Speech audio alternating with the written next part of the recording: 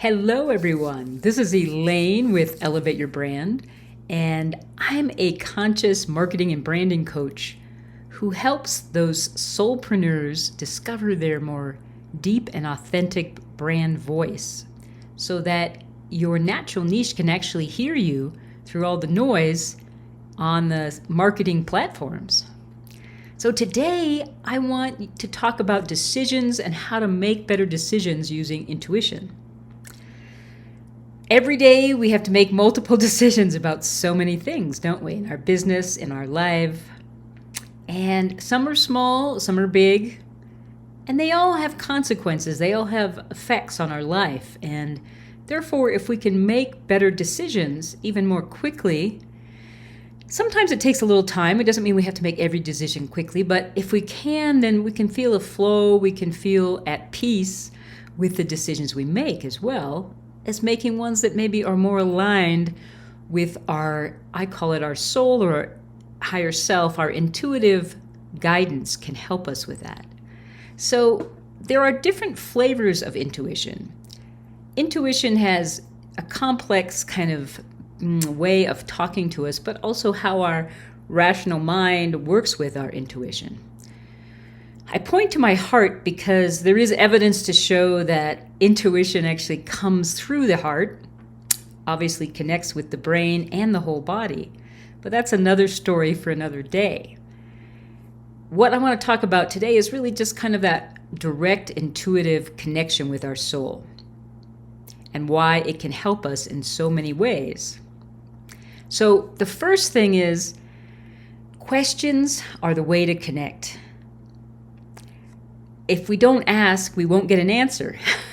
That seems very simple, doesn't it? Yet we fail to ask a lot of the time just a simple question.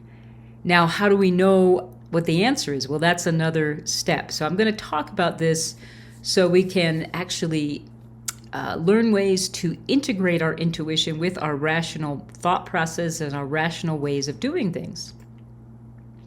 So the first thing is, what I often do is meditate on a topic or a question.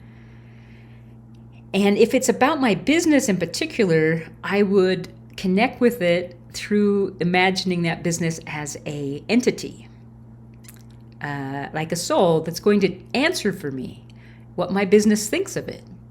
Or it could be just connecting to another person if you're having a conversation almost with their soul. So there's different ways, but just imagine there's this helpful source that wants to connect with you and help you with the answer. So meditation and connecting with that source, that I call it your business soul, but just even another person who you might want to be connecting with, or just yourself. Now, it's a subtle energy, intuitive energy, though at times it can be blatant, but often it's very subtle. So you need to give time for it to be heard, unless you're very attuned already, and it may come more quickly. But often we have to develop that, and then we have to know how the answer is going to come. Each of us, it's a little different. For me, it's often as words, sometimes really direct, like a voice. Sometimes it's images.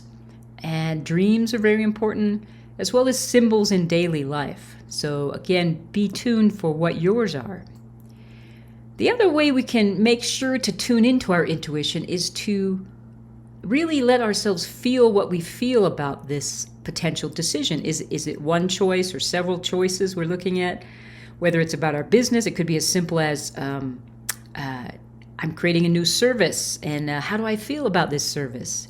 Maybe I've done some market research. I think it's a good idea. But tune in and really notice how you feel, because your feelings are a good guide often to your intuition. Now, there are sometimes layers of fear we've built up about certain issues we have to be aware of.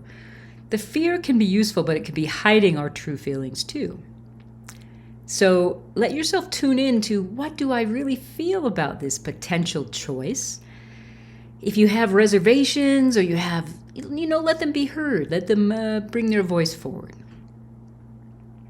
Now, another way, if it's a decision you want a yes-no answer, is to just ask outright. Say it out loud. I'm thinking of this.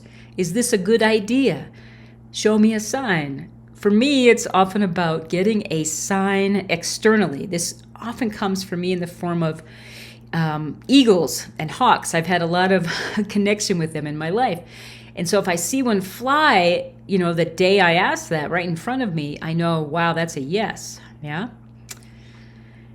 Now, you may also ask it other ways. People use tarot cards, muscle testing, but there are so many ways to tap into that higher knowing.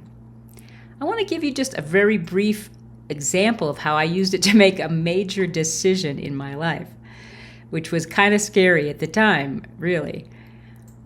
One day when I was living in Australia back in 2017, I had decided to kind of transition out of my existing business and look for work for different reasons. And when I meditated on what should I do next, what's my next path for how I should bring my skills into a certain area, and it was about kind of online education and new forms. And I thought, that sounds cool. I'm an educator by my original training, scientist and educator, but I moved into business kind of about 15 years ago. So I didn't really know, though, what that meant, because in Australia where I was living, there weren't a lot of online education platforms that were kind of unique, not about higher education, not about college, but something else. Well, I said, give me a sign. So the next day, I actually heard a podcast of a guy that I often listen to, and he was interviewing a man named Vishen Lakhiani, who's the CEO of Mind Valley, which is a very large personal development online platform. And I thought, well, cool. And I felt this connection. So long story short, I looked up Mind Valley and I thought, yeah, I'd like to work there. And then I realized they were in Malaysia and I was in Australia, and I was like, oh my gosh, do I want to move there? Really? So I then thought about it and I looked, what they had for jobs online. And again, the short version is I decided after much feeling into it, what were my reservations? Why would I not want to go? Why would I go? And I just felt this pull that I really wanted to go. And yet I was still kind of worried, about Malaysia. And so I applied for a job, and I did eventually get a job there. And as I was considering this job and I was in the interview process, I still had this kind of like, really, will I go? Give me a sign if this is really what I meant to do. And the next day I walked into a shop in where I was living in the Blue Mountains outside of Sydney. And in front of me is an antique shop. Right in front of me, where I could hardly miss, was this kind of like a book where you put a scrapbook where you might put photos and things in it. It was fairly good size. And right as I walked in, it was in front of me. It said Malaysia. So I knew that this was the right thing, right?